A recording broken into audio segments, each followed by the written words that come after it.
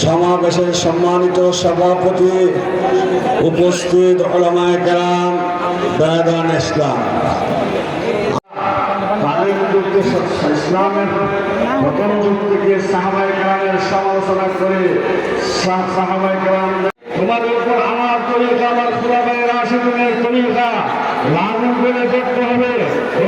আর সাহাবায়ে কেরাম আসমানের নক্ষত্রের মতো মানুষ যখন দিশেহারা হয়ে যায়, বেগম খালেদা জিয়া জিন্দাবাদ, তারেক রহমান বিয়ের দেশে সময় কম, কথাও কম, মাত্র একটি কথা বলবো।